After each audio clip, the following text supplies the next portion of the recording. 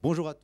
Bienvenue, nous sommes dimanche matin. Encore une fois, merci d'être venus. Nous sommes dimanche matin pour poursuivre donc les rencontres de Cannes. Vous le savez, ce pèlerinage, pour reprendre donc un terme vocable qui vient d'être cité à l'instant par l'organisateur de ces 3 jours de rencontres, François Lapéroux. Nous sommes donc dimanche matin et nous avons invité quelques personnalités pour débattre avec nous donc lors de cette 5e table ronde autour donc de la question suivante. Table ronde numéro 5, 5 comme les 5 continents, riches, pauvres, nord-sud, l'argent facteur d'unité. Nous sommes chargés avec nos invités de répondre à cette question. Sachez bien évidemment que vous pouvez aussi réagir. Les rencontres de Cannes, c'est à la fois de la réflexion ici, mais c'est aussi une interactivité, une interaction avec la salle. Avant de vous présenter très rapidement les intervenants d'aujourd'hui, je voudrais juste vous dire qu'en gros, lorsqu'on commence à préparer ce type de débat, on va dans le cadre souvent de ma façon de travailler. Je vais sur Internet, je vais sur Google, je regarde un peu ce que j'ai dans les bibliothèques, je regarde un peu aussi ce que peuvent faire mes étudiants autour de moi pour m'aider. Et souvent, il y a des mots-clés qui reviennent. Je vais vous les citer et vous verrez à tel point les mots-clés qui reviennent souvent sur cette question sont assez symptomatiques de la réalité. Les inégalités mondiales nord-sud, bien sûr, sont légion. Il y a des inégalités aussi nord-nord, mais ça, on pourra peut-être en parler. Quelques chiffres symbolisent assez bien la situation aujourd'hui sur la planète. 3 milliards d'habitants vivent avec moins de 2 € par jour. Le café du matin à la brasserie dans n'importe quel quartier de Paris, c'est 1,20 €. Donc vous avez une idée à peu près de la situation dans laquelle nous vivons aujourd'hui. Et puis 1,5 milliard d'habitants aujourd'hui n'ont pas accès à l'eau potable, avec toutes les conséquences bien sûr que cela impose en termes de santé. Concernant les mots-clés, je vais vous les citer, vous allez voir très vite, et ça sera aussi un peu notre jalon tout au long de cette matinée. Lorsque vous tapez donc Nord-Sud sur Google, il y a quelques mots comme ça qui viennent, c'est co-développement, mondialisation, matières premières, terrorisme, conflit. Il y a des choses qui sont les conséquences inéluctables des 3 premières citations. Corruption aussi, c'est un mot qui revient assez souvent. Environnement, pollution. Là aussi, protection de l'environnement. Il y a eu un débat vendredi après-midi où on a justement évoqué d'une manière assez superficielle, mais on a renvoyé les intervenants à ce matin pour en savoir davantage. Et puis il y a la matière humaine, c'est-à-dire l'exil des cerveaux, les migrations, l'éducation, et pour revenir très très proche de nous, l'éducation et notamment la forteresse Europe, parce que ce qui se passe là-bas forcément a des conséquences ici, et ce qui se passe ici aussi peut avoir des conséquences sur place. Donc je vais laisser la parole bien sûr à nos invités que je vous présente très rapidement. À ma droite, Salamatou Sow, qui est sociolinguiste, qui vient ici, c'est la première fois que vous venez à Cannes. En tous les cas, merci d'être venu nous rendre visite. J'espère que nous aurons l'occasion de vous revoir régulièrement dans ce pèlerinage annuel. Jean-Louis Bancel, qui est à ma gauche, vous êtes le président du Crédit Coopératif et président de l'Association internationale des banques coopératives. Vous êtes donc le banquier de cette rencontre. En tous les cas, les banquiers n'ont pas forcément bonne presse en ce moment, donc vous aurez l'occasion d'être le porte-parole de cette confrérie, si j'ose dire. Jean-Marc Daniel, vous êtes économiste, vous êtes aussi professeur à l'ESCP Europe, vous êtes un habitué donc de ces rencontres de Cannes, et Philippe Frémaux, qui est même, on pourrait presque dire, un des cadres de ces rencontres de Cannes. Vous êtes éditorialiste, notamment à Alternative économique. Je vais vous laisser la parole, Salamatou Sow. Lorsqu'on parle de relations Nord-Sud, pour reprendre le vocable de cette table ronde, Nord-Sud, l'argent, facteur d'unité, qu'entend-on par relation Nord-Sud aujourd'hui? Qu'est-ce que cela vous évoque, vous, en tant que sociolinguiste? Merci. Donc, avant de répondre, permettez-moi de remercier tous ceux qui participent à l'organisation de ces rencontres. Je crois que rencontre est un mot-clé, même par rapport à ce qu'on va dire. Le mot nord-sud, par rapport à tout ce qu'on va employer, c'est tenir compte de la polysémie des usages. C'est sûr que par rapport à ce que vous avez évoqué, Nord-Sud a un emploi soit politique, soit économique. C'est surtout ça, ce sont ces rapports-là qui prédominent dans l'usage. Donc c'est Nord-Sud, je le laisse aux spécialistes. Le Nord-Sud qui m'intéresse, c'est l'espace géographique des hommes. Voilà. Et quand on parle des hommes, qu'est-ce qui les rassemble et qu'est-ce qui les diversifie. C'est ça. Pour moi, c'est plutôt sous cet angle anthropologique que je voudrais parler du Nord et du Sud. Parce que les termes qu'on emploie sont géographiques et dans le repérage humain, le Nord a besoin du Sud, le Sud a besoin du Nord. Au Nord et au Sud, c'est des êtres humains qu'on a et leur environnement. Quand je pense aux sociétés que j'étudie qui sont essentiellement rurales, quand on dit à un peuple qu'est-ce qui fait un homme, ben, il vous dira que l'homme c'est la parole. Et c'est essentiellement ça qui fait l'homme. L'homme c'est la parole, l'homme c'est la langue. Pour parler un peu du thème de l'argent, le professeur Mattei avait dit plusieurs fois, comparant l'argent et la langue, que c'est la meilleure et la pire des choses. Pourquoi? Parce que nous vivons avec nos deux langues. Il y a la langue qui parle et la langue qui mange. Je fais le deux glissements parce que vous savez qu'en Afrique, la corruption s'appelle le mangement. J'ai essayé de faire un petit recueil des usages du français en Afrique. La corruption, c'est le mangement.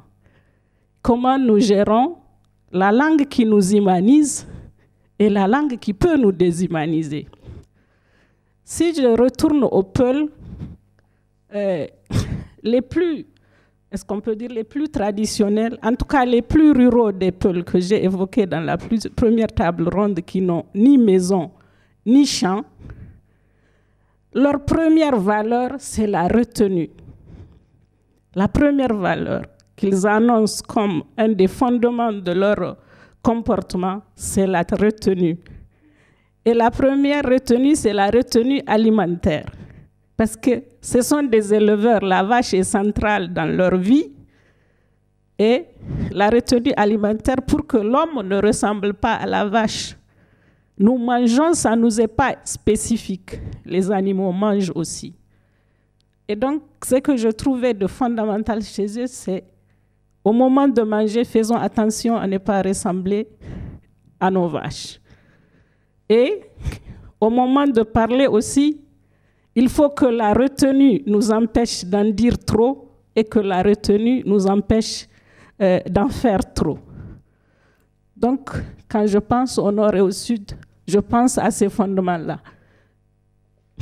Alors, on va justement demander à Jean-Louis Bancel ce que lui pense, pour voir si vous êtes sur la même ligne que Salamatou Sow, ou effectivement il y a des dissensions qui font peut-être que ces dissensions-là nourrissent les écarts et les inégalités actuellement rencontrées. Alors, il va y avoir de la continuité d'abord dans notre échange parce que, évidemment, moi je vais regarder ça plutôt avec le sens économique nord-sud. Mais j'ai cette chance de travailler dans une banque qui a des activités en France, essentiellement dans le secteur donc, des organismes à but non lucratif, dans le monde des coopératives et avec des tas de clients qui partagent un certain nombre de valeurs, mais on y reviendra dans le cadre du débat, mais aussi de travailler au sud, soit en direct, soit avec des partenaires. Et nous avons cette chance au Crédit Coopératif, c'est d'avoir partagé depuis plus de 25 ans un travail avec les populations rurales du Mali, en aidant les populations rurales du Mali à créer ce qui est aujourd'hui le premier réseau de microfinance du Mali qui s'appelle Kafojiguinée, qui sont les greniers de l'argent, pour reprendre l'expression. Et ce qui est, me semble-t-il, très important pour faire la continuité, c'est qu'en fait, fondamentalement, l'argent, c'est une invention de l'homme, bien sûr, mais c'est un outil absolument incontournable pour les communautés humaines. Pourquoi ? Parce que c'est un outil d'échange, un outil de valorisation. Et donc, j'ai rapporté un livre dont j'ai parlé hier à Namso, qui est un livre qui a été écrit par un banquier central, alors c'est encore une race au-dessus, entre guillemets, du banquier ordinaire, qui vient de Belgique, qui est Bernard Liétard, qui écrit beaucoup sur la monnaie, et il a fait toute une étude sur les archétypes qui font de la monnaie. Et il y a un passage très intéressant sur les archétypes anciens, très anciens, qui sont la déesse mère et le rôle de la vache comme outil monnaie.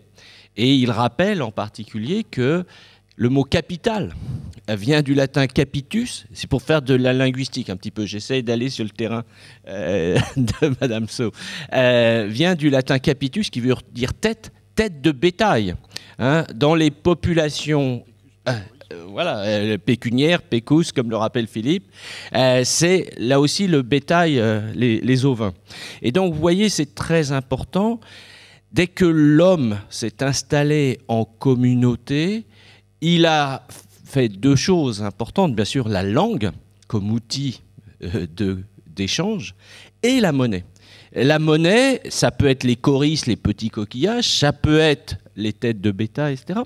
Et donc, sur ce point, il n'y a pas un lieu sur Terre quasiment où il y a une communauté et où il n'y ait pas une monnaie. Et ça, c'est un des premiers points qu'il faut comprendre. Donc, quand on parle, et je suis allé sur votre terrain, nord-sud, inégalité, etc., souvent, on a cette impression que nous, les gens du Nord, on va leur apporter aux bons sauvages la monnaie, on va les monétariser et enfin, ils vont rentrer dans un cercle économique. Je sais pas, bon. C'est presque l'ADN de la politique de colonisation.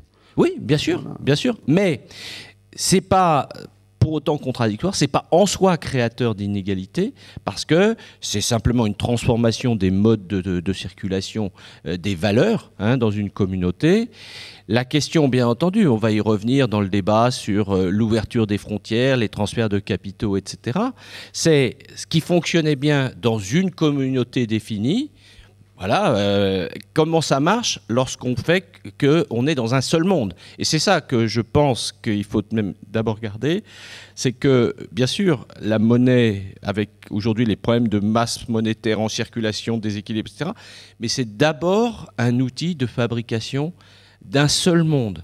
Et je pense qu'il faut se méfier des théories, entre guillemets, qui consisteraient au repli sur soi, etc. Vous savez, aujourd'hui, les populations d'Afrique subsaharienne, mais on pourrait dire la même chose sur d'autres parties de la Terre, ils ont besoin, ils sont ouverts au monde et ils savent très bien tout ce que leur apportent les échanges. Mais même aujourd'hui, Sud-Sud, on parlera sans doute du commerce équitable ou des choses comme ça. Comme la langue, il y a du bon et il y a du mauvais. C'est à nous, humains, de maîtriser cet outil qu'est la monnaie.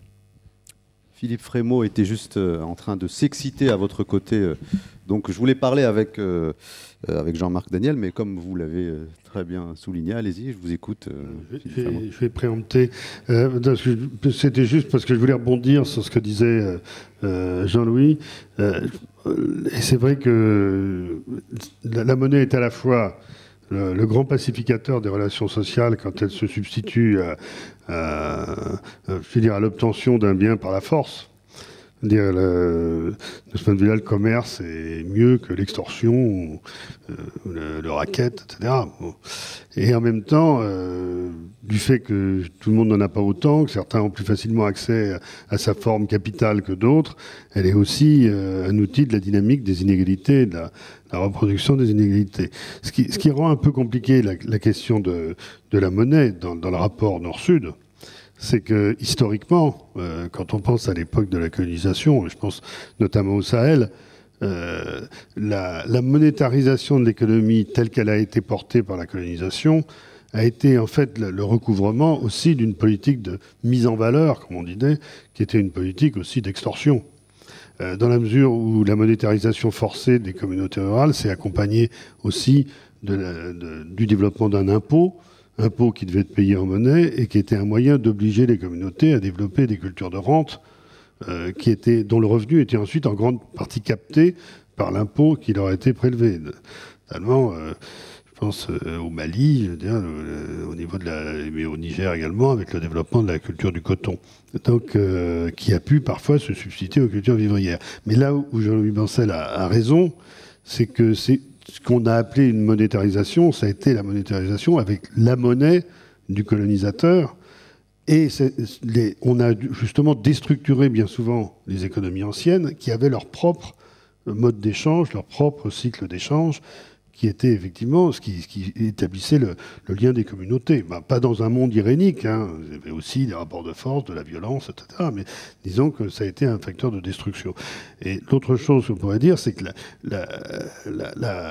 à la fois, parce que moi c'est des débats que j'ai pour moi-même dans ma tête et au sein du journal, à la fois il y a le côté grand pacificateur, grand unificateur du monde qui apporte la monnaie. Et c'est vrai qu'on a pu vivre dans des périodes, par exemple dans le monde occidental, où pendant toute la période de 44 à 71, où le dollar était le grand unificateur de ce monde, avec une monnaie stable, etc. Mais dans le même temps, on voit bien à quel point cette monnaie, quand elle est mal régulée, débouche aussi sur la crise actuelle.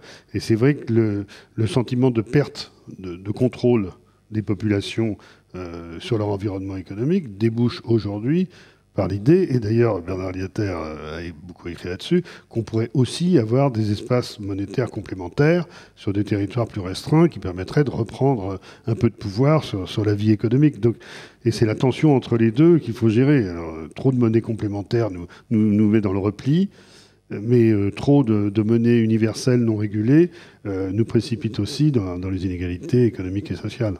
Alors Jean-Marc Daniel, est-ce que, pour revenir sur ce qui a été développé par Jean-Louis Bancel, au fond, l'argent, c'est le seul moyen d'échange possible entre les hommes, ou est-ce qu'il y a l'argent, mais il peut y avoir d'autres économies, en tout cas d'autres facteurs ou d'autres vecteurs d'échange possibles pour respecter les us et coutumes des uns et des autres? Alors, je crois qu'il y a, par rapport à ça, par rapport à Nord-Sud et tout ça, premièrement, je crois qu'il ne faut pas confondre la monnaie qui est un moyen d'échange et l'échange en tant que tel. Ce qui est un élément pacificateur, c'est l'échange, c'est-à-dire c'est le commerce. La monnaie, c'est un moyen d'échange. Alors après, il y a différents types de monnaie. Le véritable enjeu sur la monnaie, c'est que la monnaie, en général, c'est un objet qui a une fonction extra-monétaire, qui sert à autre chose, et de savoir si cet objet a son rôle de moyen d'échange, qui est a priori normalement neutre, si ce rôle de moyen d'échange est perturbé par son fonctionnement extra-monétaire. Ce que je veux dire par là, c'est que l'or avait comme caractéristique de ne servir à pas grand-chose, et donc il était un moyen d'échange, qui était une monnaie qui était reconnue parce que son utilisation monétaire n'était pas impactée par autre chose. Bon. Alors, vous avez un exemple qui est l'exemple à rebours, c'est la cigarette américaine. L'Allemagne de 1945 à 1950 a fonctionné avec comme monnaie des cigarettes américaines, et la régulation monétaire était liée à la caractéristique extra-monétaire de la cigarette américaine. Quand il y avait de l'inflation, c'est-à-dire quand il y avait trop de monnaie, quand il y avait trop de cigarettes, la population fumait ces cigarettes. Et donc, ça contractait la masse monétaire. Donc, vous n'aviez pas besoin de politique monétaire parce que la caractéristique extérieure de la monnaie gérait la politique monétaire. Bon. Donc, la monnaie en tant que telle, le véritable enjeu, c'est la technique monétaire et le rôle de la Banque centrale sur un objet qui va avoir une fonction extra-monétaire limitée. Et donc, tout cet aspect-là est un aspect qui est un peu à part. Ce qui est important, à mon avis, c'est l'échange. C'est-à-dire le commerce, c'est-à-dire le fait que les gens commencent à s'intéresser aux autres et pensent qu'ils peuvent apporter quelque chose d'autre, qui leur apporteront eux-mêmes quelque chose en retour. Alors, par rapport à ça, le positionnement nord-sud, ce qui est intéressant, c'est que mondialisation est un mot très récent. D'ailleurs, mondialisation, c'est la traduction en français de globalisation. Et donc, il y a deux écoles de gens. Il y a les gens qui, vous êtes linguiste, mais il y a les gens qui utilisent mondialisation parce que c'est le mot français. Vous ne ferez jamais dire globalisation à un Québécois. Parce que globalisation, c'est globalization. C'est le mot anglais. Alors, et donc, les gens qui utilisent globalisation, en général, ce sont les gens qui sont chics, qui vivent à New York, qui, quand ils vous croisent dans les couloirs, ça m'arrive avec certains de mes collègues, vous regardent avec un air inspiré et disent « Ah, comment on dit déjà en français ? Oui, bonjour, oui, c'est ça, bonjour. » Bon. Donc, c'est des gens qui vivent en anglais, qui sont dans la vie internationale. Bon. Et donc, le mot mondialisation, qui est le bon mot, est un mot qui est un mot récent, qui est la traduction de globalisation et qui a été utilisé par le traducteur du livre qui s'appelle Le Village mondial, donc de McLuhan, qui est apparu en 1968. Parce que avant, ce que dit bien McLuhan dans son livre, c'est que ce qui est frappant dans ce qui se passe, c'est que dans les échanges au travers de la mondialisation, ce qui s'échange, c'est de plus en plus non seulement des biens et des services, mais aussi de l'information. Et il dit, vous allez au fin fond de l'Union soviétique, et je vais revenir là-dessus, si vous allez au fin fond de l'Union soviétique, et donc mon livre paraît en 1960, vous leur demandez qui vient d'être élu président des États-Unis, et ils répondent Kennedy. Et vous allez au fin fond de l'Arizona, vous leur demandez qui est secrétaire général du Parti communiste, et ils savent que c'est Khrouchtchev. C'est-à-dire qu'il y a une mondialisation également de l'information, du savoir, mais qui est inégale dans la circulation du savoir. Parce que je pense, et donc ce qu'on dit déjà à l'époque, c'est qu'il y a un affrontement Est-Ouest, et donc Alfred Sauvy dit il y a un tiers-monde, qui est ni l'Est ni l'Ouest, qui est en train d'émerger, et puis on va passer de la logique de tiers-monde Est-Ouest à une logique Nord-Sud. Je pense qu'on est dans une phase, au travers de l'histoire de Kennedy ou Khrouchtchev, où en fait, il y a plus, la hiérarchisation est plutôt en cinq couches. Il y a le pays dominant, qui sont les États-Unis, et nous savons tous comment vivent les États-Unis. C'est-à-dire que nous passons notre vie à vivre dans les rues de New York par séries américaines interposées.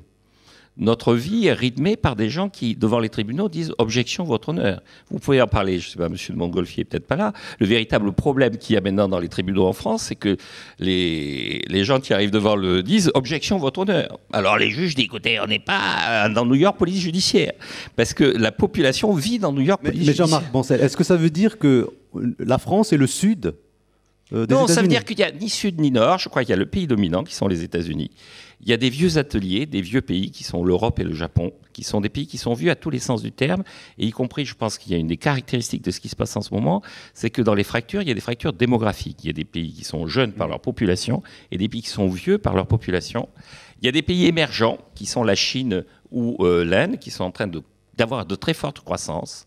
Il y a des pays qui sont ce que j'appelle des pays rentiers, c'est-à-dire des pays qui bénéficient d'une rente, c'est-à-dire des producteurs de pétrole. Ça va de la Norvège à l'Arabie Saoudite en passant par la Guinée équatoriale. Donc des pays très divers, mais qui ont un comportement, un positionnement et des solidarités qui sont des solidarités fortes au travers de l'OPEP, mais aussi au travers d'intérêts partagés. Et puis il y a les pays qui sont à l'heure actuelle essentiellement l'Afrique et l'Amérique latine, avec l'Afrique qui, à mon avis, est mieux partie que l'Amérique latine, qui sont en train de rentrer dans la mondialisation. Pour conclure, je pense que la séquence, le découpage en nord-sud qui s'est substitué à est-ouest n'est plus totalement pertinent. Je pense qu'il y a vraiment 5 blocs, le pays dominant, et dont la domination est autant intellectuelle, linguistique, pour parler de linguistique, et culturelle que strictement économique et monétaire. Ensuite, les vieux ateliers qui sont vieux à tous les sens du terme et qui sont menacés de repli, l'Allemagne, le Japon. Et puis, juste dernier mot sur le Japon, je montre à mes étudiants la dernière Assemblée générale du Fonds monétaire international. Pourquoi? Parce qu'il y a eu des manifestations altermondialistes. Ce qui était frappant, c'est que les policiers japonais n'arrivent plus à rattraper les manifestants parce qu'ils ont 50 ans, les policiers japonais. Ils ont l'âge moyen de la population. Et donc, ils courent après le manifestant australien qui a 25 ans, qui court très vite, et ils ne le rattrapent plus. Donc, une société qui est une société qui a vieilli est une société qui ne peut pas raisonner exactement comme d'autres types de sociétés. Je ne critique pas le Japon, je pense que c'est un pays extraordinaire et fabuleux, mais c'est un pays qui nous montre un certain type d'évolution de pays qui n'est pas nord-sud, qui n'est pas est-ouest, qui est vieux. Et puis donc, il y a les pays rentiers, les pays émergents et les pays en devenir. On reviendra sur la démocratie, Jean-Marc Daniel. Pardon, la démographie. D'ailleurs, démocratie, c'est... vous vouliez réagir? Oui, alors c'est intéressant parce que M. Daniel a utilisé un mot que je voulais introduire dans le débat, qui est solidarité. Mais pas dans le sens, c'est dans les solidarités économiques. Moi, je voulais tout de même apporter aussi cette dimension, parce que, toujours pour faire référence aux années 60, c'était l'époque où il y avait le grand débat, la Corrèze contre le Zambèze. Hein, vous vous rappelez? Alors aujourd'hui, ça a une connotation particulière quand on parle Corrèze versus Zambèze, bien sûr, mais là-dessus, ce qui me paraît très important, c'est de percevoir que nous sommes bien dans un seul monde, et cette universalisation de l'information fait qu'aujourd'hui, il y a des solidarités nord-sud, mais qui dépassent le nord-sud, mais qui se développent. On l'a vu, la première grande manifestation, ça avait été sur le tsunami de l'océan Indien. Vous savez que nous, on travaille beaucoup avec les ONG françaises. Des sujets qu'on a eu à faire pour le compte des ONG, on a été submergés de chèques. On a été submergé de chèques. Vous n'imaginez pas le travail d'intendance qu'il y a eu derrière pour aider la Croix-Rouge et tous les autres ONG à traiter tout l'échec de solidarité que les gens ont fait. Et donc, c'est un point important. Même dans le don, oui. Il faut des banquiers, il faut de l'argent. Est-ce qu'il faut attendre systématiquement qu'il y ait une catastrophe naturelle, qu'il y ait des choses, par exemple, dans nos propres quartiers, pour pouvoir appuyer sur les ressorts de la solidarité, alors que l'on sait pertinemment, en étant sans être dans une catastrophe naturelle visible à travers la télévision, que nous vivons dans des inégalités. Alors là, on peut même dire dans des inégalités ici, nord-nord, dans le même quartier, nous avons des gens qui vivent avec le RSA et des gens... Voilà, donc si vous voulez, qu'est-ce qui fait que l'être humain, à un moment donné, ne réagit que parce qu'il est face à une situation qui provoque en lui peut-être un sentiment peut-être de culpabilité, et donc il essaie un peu de racheter finalement cette culpabilité en voulant... Il y a deux choses que l'on peut évoquer. C'est premièrement, il se passe plus de choses qu'on ne l'imagine. Hein, et ça, alors je ne vais pas m'en prendre aux médias, mais c'est vrai que souvent le problème que l'on a, c'est que les médias préfèrent parler des trains qui n'arrivent pas à l'heure que des trains qui arrivent à l'heure. C'est évident que ça émeut tout le monde lorsqu'il y a une catastrophe naturelle ou une grande sécheresse en Afrique, je ne sais quoi. Néanmoins, il ne faut pas croire qu'il ne se passe rien dans l'intervalle. Ce n'est pas parce qu'il n'y a pas le regard des caméras, il n'y a pas le regard des journalistes qu'il n'y a pas des réalités. Et là, ce qui me paraît un point important, c'est de bien prendre conscience que partout dans le monde, il y a des gens qui font bouger leur monde. Et vous savez, moi, c'est le slogan, entre guillemets, de notre banque. On l'appelle la banque utile à ceux qui font bouger leur monde. Et moi, par rapport à l'ambiance assez générale que j'entends, alors là, je reviens sur le terrain français, assez noir, catastrophiste, etc. Alors là, ça, c'est les économistes qui en rajoutent, je trouve, mais il en faut un peu pour chacun, hein. Il faut que ce soit équitable dans la répartition. Qu'est-ce que je constate? Moi, je rencontre plein de jeunes en particulier qui se bougent. Et aujourd'hui, leur problème, c'est de trouver des interlocuteurs. Alors, en particulier dans mon monde, qui est le monde de la banque, mais ça vaut sur d'autres sujets.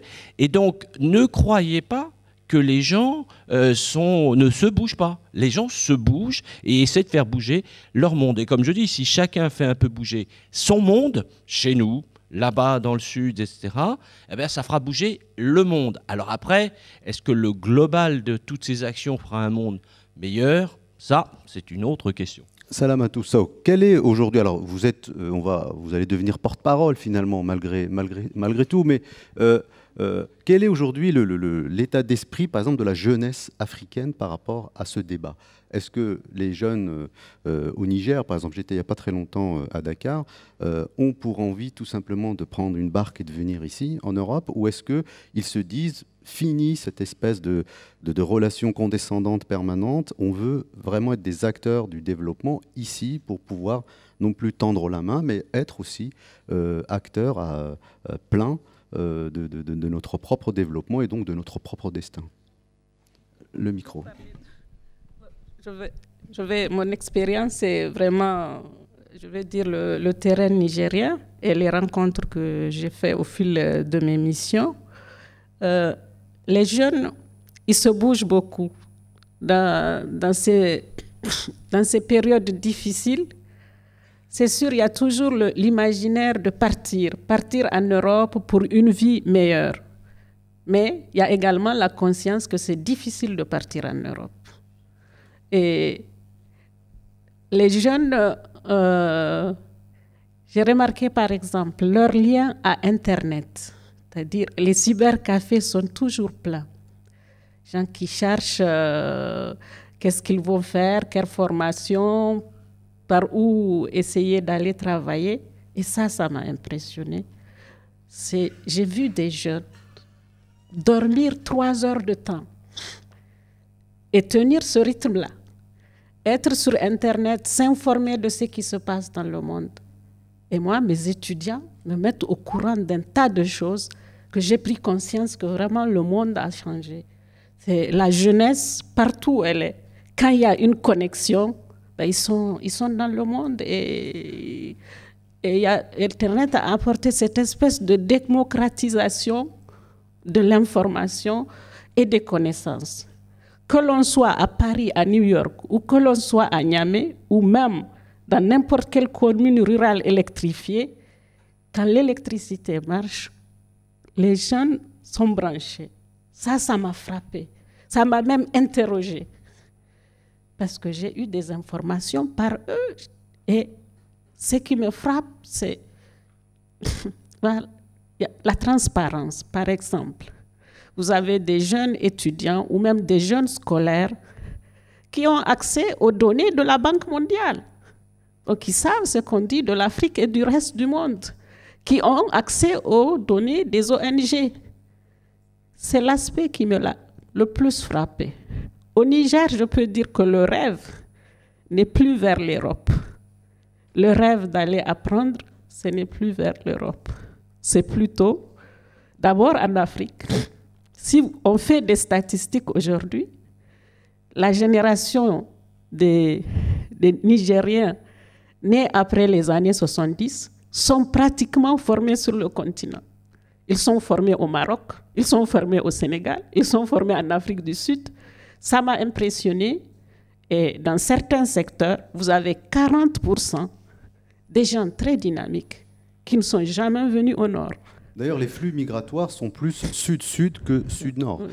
Philippe Frémaux, est-ce qu'une globalisation alternative est possible aujourd'hui ?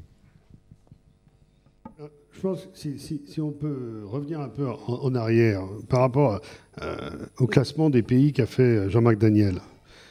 Derrière ce classement des pays, il y a aussi toute une histoire géopolitique, mais une histoire géopolitique géoéconomique, et qui change la vision qu'on a chacun dans nos pays de nos responsabilités et du développement.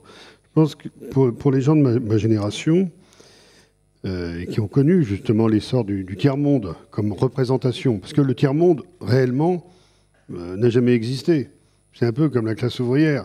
Entre l'ouvrier qualifié, typographe du 19e siècle et l'ouvrière du textile, etc., on était dans des mondes extrêmement différents au 19e siècle. Et en même temps, il y avait une conscience collective qu'on participait d'un même mouvement et qu'on allait pour œuvrer sur une même transformation sociale. C'est ce qui a apporté l'idée de classe ouvrière. Et l'idée de tiers-monde, c'est la même chose. Qu'est-ce qu'il y a de commun entre des anciennes nations coloniales qui se sont libérées de l'oppression de la métropole, finalement, l'Argentine ou l'Uruguay, c'est des États-Unis qui n'ont pas réussi. Je veux dire, mais globalement, c'est des pays blancs européens, au même titre que l'Australie ou la Nouvelle-Zélande, mais qui ont pu se sentir comme faisant partie du tiers-monde, au même titre que l'Algérie, que l'Inde, que la Thaïlande. Bon, on est dans une diversité de situations historiques, géographiques, etc. Mais il y avait une conscience collective, le groupe des 77, etc. Et ça s'alimentait chez nous d'un double regard, qui était un regard bien souvent, je dirais, dans la fraction plutôt à droite de la population, de sentiment d'une supériorité structurelle sur les peuples du Sud, qui était hérité finalement du passé colonial, et à gauche de l'idée que de toute façon les inégalités allaient se maintenir parce que le type de relation structurelle que le Nord entretenait avec le Sud faisait que le Sud était condamné à rester dans le sous-développement. Toutes les théories de la dépendance, toutes ces choses sur lesquelles on pouvait travailler. Si bien que, aussi bien, je dirais, la gauche et la droite, pour des raisons différentes, pensaient que les inégalités structurelles du monde allaient se maintenir et que l'Occident allait rester dans cette fonction de domination. Et c'est vrai que ce qu'on voit aujourd'hui, c'est un bouleversement de cette situation. C'est que des pays qui longtemps étaient en très grand retard de développement sont en situation de rattrapage et à l'origine, c'était des petits pays, les nouveaux pays industrialisés, c'était l'exception qui confirme la règle, etc. Et puis, progressivement, les deux pays les plus peuplés de la planète, la Chine et l'Inde, ont basculé du côté du développement et de l'émergence. Et du coup, notre regard sur le reste du monde ne peut plus être un regard condescendant ou méprisant. C'est un regard qui fait que celui qu'on plaignait, maintenant, on le craint. On le craint parce qu'il est devenu notre égal. Et à l'échelle de l'histoire humaine, je pense que c'est un progrès extraordinaire. Mais ça donne aussi une responsabilité au peuple du Sud. Et c'est la question que je voudrais poser aussi à Madame Sow. C'est que je vois bien à quel point... Moi, je ne connais pas bien l'Afrique de ce point de vue-là, mais j'ai pas mal travaillé en Amérique latine. Et en Amérique latine, on voit bien que le discours qui était si on est sous-développé, c'est toute la faute des Yankees. Quand vous avez la Chine et l'Inde qui se développent, et que vous avez des ressources naturelles, il y a une partie des élites qui se disent peut-être que c'est aussi notre faute, c'est aussi notre responsabilité, c'est aussi le fait que nos élites, au lieu d'investir dans le pays, elles vont placer leur pognon en Suisse ou ailleurs. Et c'est ce qui fait, par exemple, qu'au Brésil, on a pu avoir d'abord Cardoso, puis Lula, qui ont été des présidents, qui ont stabilisé la macroéconomie, hein, et qui ont remis les pays sur des itinéraires de croissance, et qui maintenant mènent en plus des politiques de réduction des inégalités qui ont des effets significatifs au Brésil. Je dirais, de ce point de vue-là, il y a quelque chose de très intéressant. Mais le nouvel ordre du monde est quelque chose qui oblige les pays à se réapproprier, et les populations à se réapproprier le fait que c'est aussi leur responsabilité de le développement. Alors moi, je ne minimise pas le fait que les règles du commerce international et toutes ces questions ne sont pas des règles qui facilitent forcément le travail du développement. Mais, ça surprendra peut-être Jean-Marc Daniel, mais je dis que je fais partie de ceux qui disent qu'il y a des règles, des lois d'airain qui sont imposées par les méchantes organisations financières internationales qui empêchent structurellement les pays de se développer. Et je pense qu'un pays qui mobilise ses ressources, qui a à la fois une société civile dynamique qui peut se lancer dans des opérations de coopératives, de microcrédits, etc. Mais en même temps, parce que ça suffit pas, il faut aussi un État développeur qui investit dans l'éducation, la santé, la sécurité, la qualité des infrastructures, etc. Et c'est le mix à la fois de la dynamique de la société, de l'émergence d'une classe d'entrepreneurs et d'un État qui ne soit pas un État prédateur, qui produit le développement. C'est comme ça que des pays comme la Corée, qui était au niveau de vie du Kenya en 1945, le même niveau de vie que la Kenya, est aujourd'hui un pays qui nous tire des croupières dans des tas de domaines. Et je ne vous cache pas que quand on achète aujourd'hui un téléphone portable Samsung, on ne se pose pas la question de savoir si c'est un produit du commerce équitable ou pas. Hein. Alors, on va justement donner la parole à Salamatou Sao pour répondre à Philippe Frémaux. Vous parliez tout à l'heure, Philippe, de l'Inde et de la Chine. Sachez qu'en 2020, par exemple, c'est-à-dire dans 15 jours maintenant, 56% de la population mondiale sera asiatique. Ça veut dire qu'une personne sur deux aura donc une origine soit indienne, soit chinoise, sur les 7 milliards et demi d'habitants que nous sommes aujourd'hui et les 9 milliards que nous serons dans moins de 25 ans. Salamatou Sao, avant de donner la parole à Jean-Marc Daniel, est-ce que, au fond, si aujourd'hui un certain nombre de pays africains sont dans la situation qui est la leur, ce n'est pas aussi de leur propre faute? Est-ce qu'au fond, est-ce qu'on doit toujours estimer que la situation dans laquelle on vit, elle ne dépend pas forcément de nous, elle dépend forcément de l'ancien colonisateur, et peut-être même si un jour il est parti, il est resté à travers ses réseaux et sa façon de gérer son ancienne colonie. Donc, vous savez, quand je suis venue, j'ai commencé par la francophonie. C'est le fait d'être francophone qui m'a encouragée à venir ici en me disant, je vais dans un espace où on partage une langue et une histoire commune. Et qu'est-ce qu'on peut faire ensemble avec cette langue et cette histoire commune? Je crois que c'est ce qui m'a encouragée à venir. Hier, c'était la Ashura, c'était la fête de la Ashura. Et depuis 2004, je passe cette fête dans mon village. Donc j'ai dû faire un choix. Et c'est ça qui m'a convaincue, le fait d'être francophone et de cette histoire partagée. C'est pourquoi je suis là. Mais dans le constat, vraiment, pour une observation, les rapports entre la France et l'Afrique francophone sont en train d'évoluer, de leur évolution normale. Parce qu'il y a des générations qui sont aux affaires, qui n'ont pas eu le même rapport avec la France. La génération qui est aux affaires aujourd'hui, ce sont des écoliers qui ont été à l'école, si je prends l'exemple du Niger, qui ont été à l'école nigérienne, dans l'école publique, qui, pendant leur parcours, la majorité n'ont eu que des enseignants nigériens. Leur comportement ne sera pas le même que la génération passée qui a dû aller à l'école française et apprendre en histoire nos ancêtres les Gaulois. C'est pas la même chose. Et c'est ça, c'est ce passage aussi qu'on a en Afrique, de générations qui n'a pas vécu de la même manière l'histoire et le rapport à la colonisation dans ses aspects les plus conflictuels. Et ça ne finit pas. Je ne peux pas dire que dans le comportement global, il n'y a pas ça. Mais aujourd'hui, vraiment, les discours, c'est partout arrêté de dire que ce qui nous arrive, c'est la faute aux colonisateurs. Maintenant, il est temps de nous accuser. Je ne peux parler que du Niger. Au Niger, vous savez que dans les années 90, comme partout en Afrique, il y a eu les conférences nationales souveraines. Et le Niger l'a fait en 91, un débat pour s'interroger comment rentrer dans la démocratie. Je crois que ça a duré plus de 3 mois. Ça fait partie des choses qui ne passent pas dans les médias, comme dit M. Bancel. Ça fait partie des dynamiques qu'on ne projette pas sur les écrans du monde, mais qui se sont passées quand même. Voilà, la conférence nationale a duré 3 mois. Il n'y avait pas un observateur français dans la conférence. Et les Nigériens se sont heurtés, et ils se sont retrouvés. Et depuis, on est dans ce processus-là depuis 1991.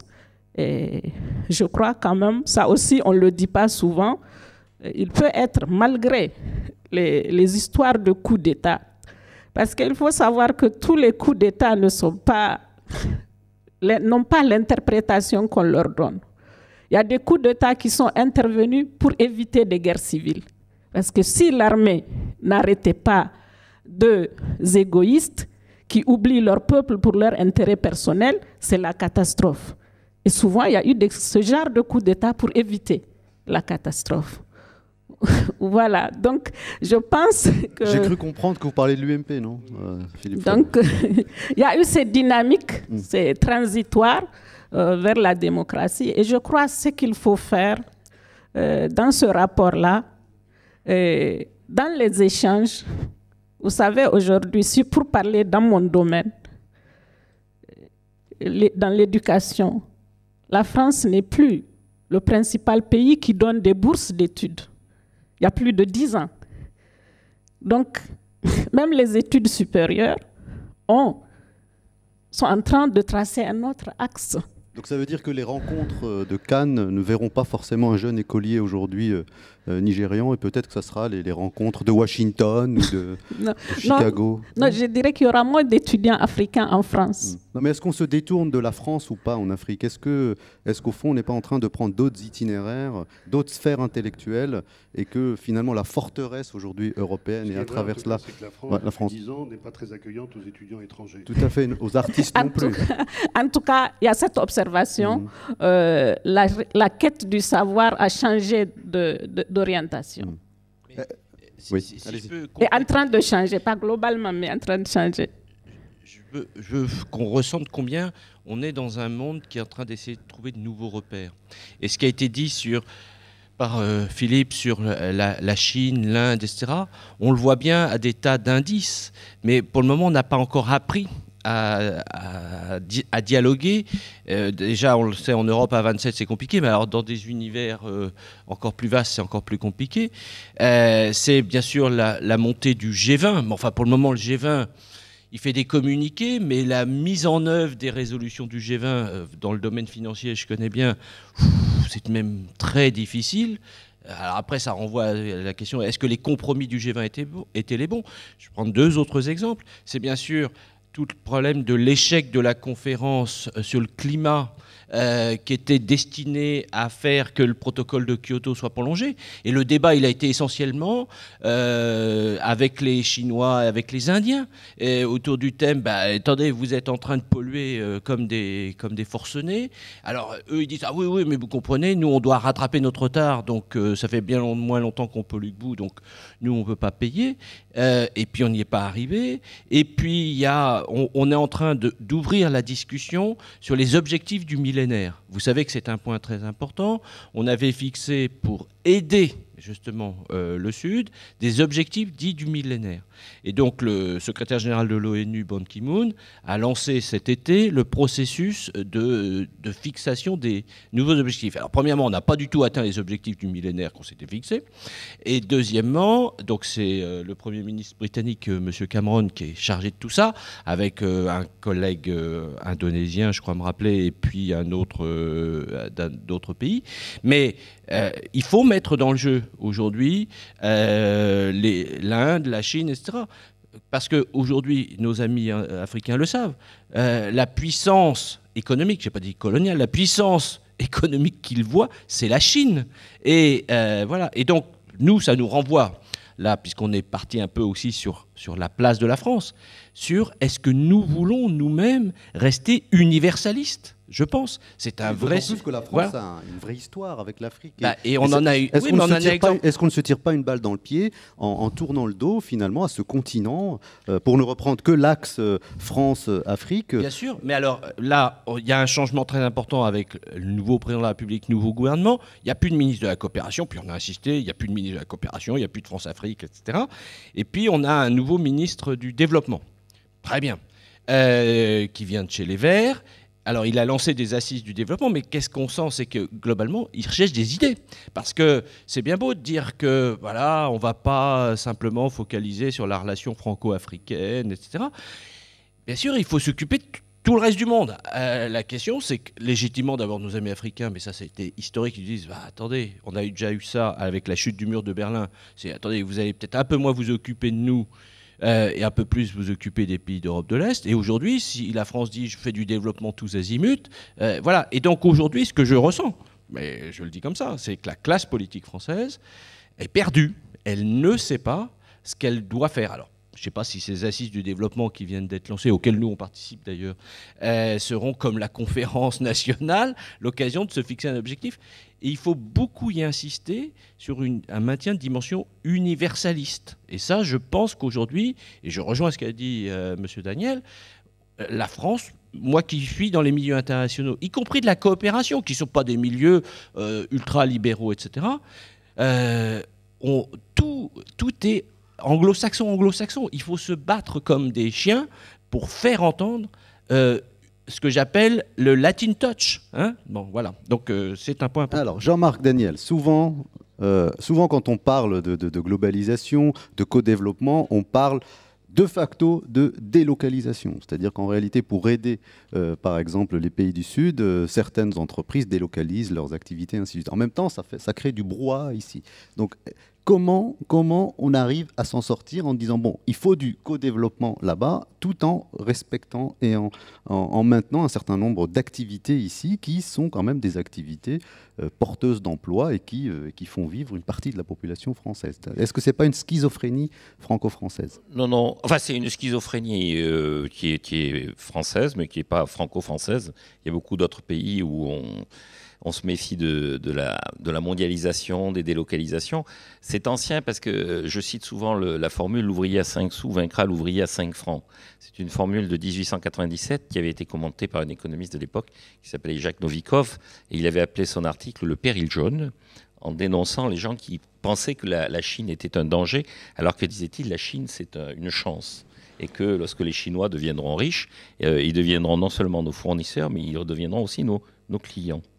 Et donc... on vient de publier des textes de Jean Jaurès sur la mondialisation, où il est tout à fait partisan d'une économie ouverte. Absolument. Non, mais je crois que le fantasme du repli, et surtout le fantasme du fait que le concurrent, surtout le concurrent international, est déloyal. Je ne connais pas un homme politique qui ne soit pas pour le fair trade, comme disent les Anglais, c'est-à-dire le commerce juste. Et ils sont contre le free trade, parce qu'il est évident que dans le free trade, il y a un problème, c'est que le concurrent est déloyal. Et ça, c'est dramatique pour les Français. Ils n'en sont entourés que de gens déloyaux, pervers et malhonnêtes. Donc l'anglais est fourbe, ça on le sait depuis très longtemps. L'allemand travaille, c'est une forme d'agressivité. Le chinois, alors donc, il travaille pour rien en plus. C'est une forme de et nous, malheureux Français, qui sommes honnêtes. Et l'Africain, il danse en permanence. Voilà. Bon. Et donc, je pense que cette schizophrénie, en plus, ne correspond pas à la réalité. C'est-à-dire que quand on regarde l'évolution, par exemple, de l'emploi industriel, on s'aperçoit que les délocalisations, s'il y a des études, alors elles sont contestées, contestables et tout ça, mais on s'aperçoit que l'essentiel des suppressions d'emplois industriels se font sur 3 thèmes. Un premier thème qui est le fait que, de façon statistique, ce qu'on appelait emploi industriel autrefois est devenu des emplois qui sont sous-traités. C'est-à-dire, pour faire simple, le responsable du restaurant d'entreprise, il y a 50 ans, il était comptabilisé dans les effectifs de l'entreprise.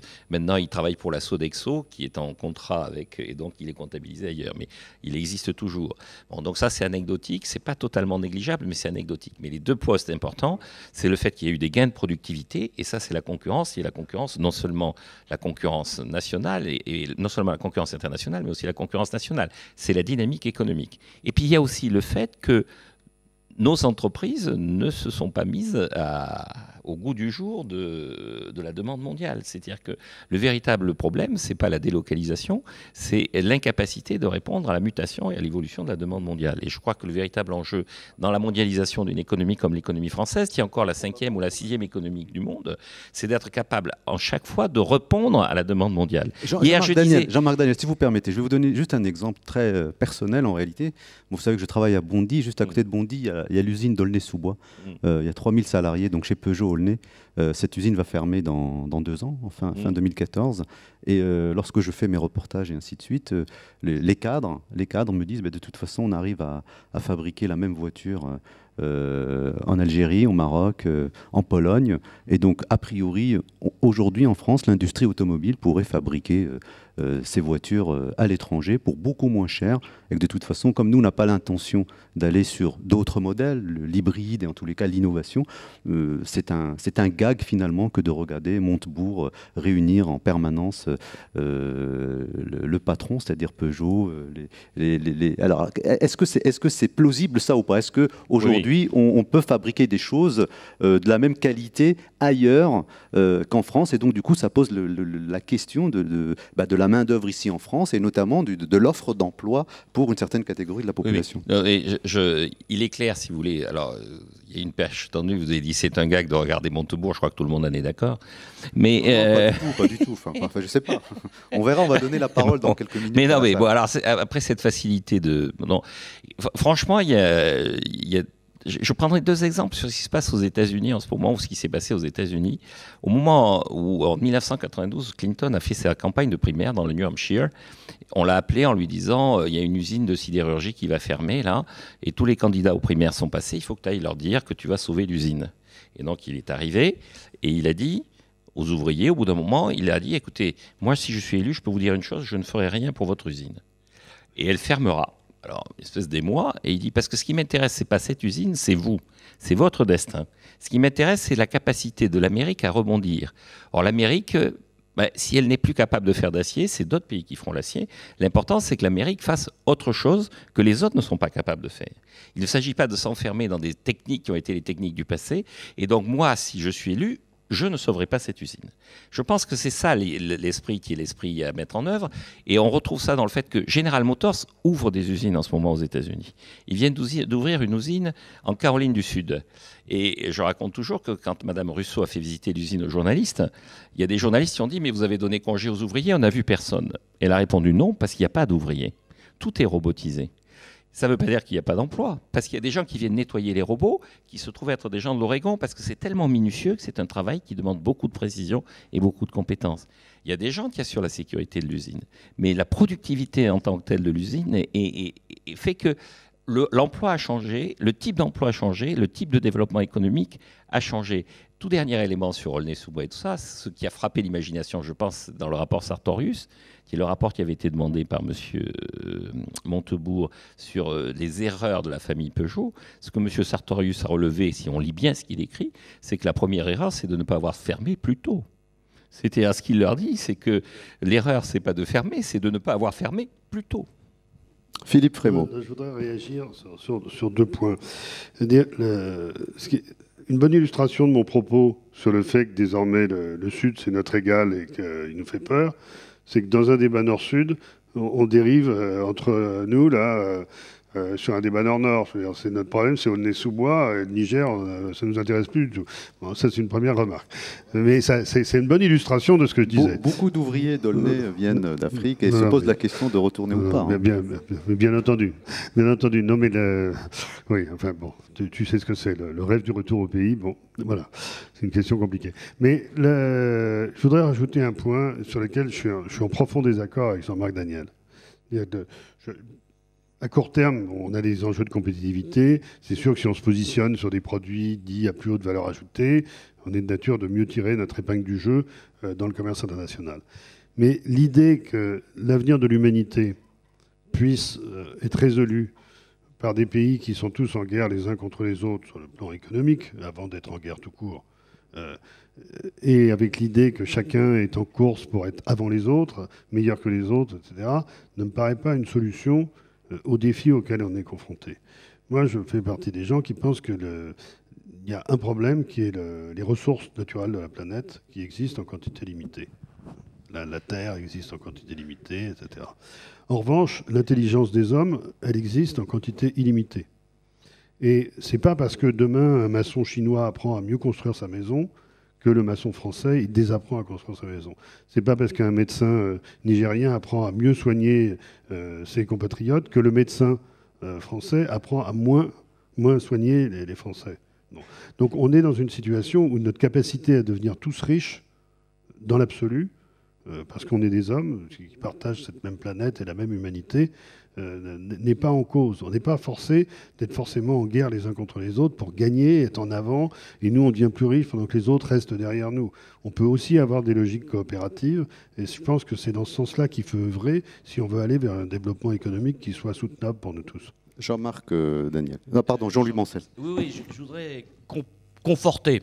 D'abord, on peut, nous, aller chercher des bonnes idées dans le Sud. Alors, un exemple que je donne, qui me semble très illustratif dans mon métier de la banque, c'est le développement en France du microcrédit, qui a été lancé par Maria Novak avec l'Association pour le développement de l'initiative économique, l'ADI, puis maintenant qui est poursuivi, enfin qui est étendu avec d'autres structures comme France Active, présidée par Christian Sauter, ou France Garantie, etc. Et c'est très intéressant, on le sait tous, elle le dit, Maria Novak, elle est allée chercher tout ça parce que c'était une personne qui travaillait dans le sujet du développement, elle travaillait dans ce qui est devenu l'Agence française de développement, et elle est allée chercher les méthodes de Yunus. Bon. Et donc, là-dessus, c'est un parfait exemple que le soft power, il n'est pas forcément, pour prendre les jargons à la mode, puisque je vous rappelle que le président chinois a dit que le sujet maintenant de la Chine, c'était devenir une puissance avec un soft power, donc un pouvoir d'influence pour concurrencer les Américains. Ils ont conquis le hard power, c'est-à-dire la puissance économique. Et là-dessus, donc, le Sud est capable de générer, de fabriquer des solutions dont on peut s'inspirer. Et donc là-dessus, c'est une partie de la réponse que vous posiez aussi, c'est est-ce qu'il peut y avoir je préfère dire une mondialisation, parce qu'au-delà du fait que c'est une traduction, ça a beaucoup plus de sens de parler de la planète monde que global. Enfin bon, ça j'y fais des nuances de sémantique. Mais sur ce point, donc il y a ça. Deuxième point qui me semble important, c'est pas parce qu'on va passer sur le terrain de la concurrence des idées qu'il y a la guerre ne se continue pas. Et ne soyons pas dupes de ce qu'on a appelé là aussi toujours dans un jargon anglo-saxon le brain drain, c'est-à-dire la fuite des cerveaux. Et là, ça renvoie à des questions de qualité d'accueil. Oui, il y a à se préoccuper que notre pays ne soit pas assez accueillant vis-à-vis des étudiants, vis-à-vis des chercheurs venus du reste du monde. Aujourd'hui, c'est clair que pour des tas de raisons, et que ce n'est pas simplement le niveau de rémunération, c'est la qualité du travail. C'est plus agréable, c'est plus pratique d'aller travailler à Cambridge, d'aller travailler au MIT ou à Harvard que dans les universités françaises. Moi, je peux te donner l'exemple d'une chercheuse japonaise qui a quitté la France, parce que quand elle devait renouveler effectivement son permis, elle devait passer la nuit à la préfecture de la Île-et-Rose pendant 18 heures. Enfin, je veux dire, on a des conditions qui sont invraisemblables dans ce pays. Et pour terminer sur ce point-là, il ne faut pas non plus sous-estimer que, entre guillemets, toutes les méthodes sont bonnes pour piquer des papiers de recherche. Enfin bon, moi, j'ai par mes relations familiales, je vois la concurrence qu'il y a. Et vous savez, aujourd'hui, dans le monde universitaire, dans le monde de la recherche, l'argument suprême, c'est d'être publié dans des revues de pairs, etc. Attendez, il ne faut pas se tromper. Si vous prenez même la grande revue médicale qui est le New England Journal of Medicine, les pairs, ce sont que des pairs américains. Et soyez sûr que si vous n'avez pas trouvé des moyens de vous protéger en protection intellectuelle, et là ça renvoie à des débats très intéressants d'ailleurs, brevets et autres sujets, vous vous faites piquer vos idées par vos reviewers. Hein, et donc les Américains, ils vous font poireauter votre papier, et pendant ce temps-là, ils mettent des équipes. Donc oui, il y a une guerre, une compétition, on ne va pas le dire guerre, mais une compétition, et ce n'est pas parce qu'on passe sur le terrain des idées que c'est une compétition à fleur et moucheté.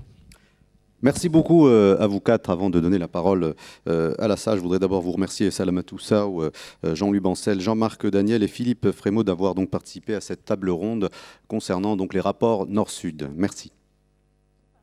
On va alors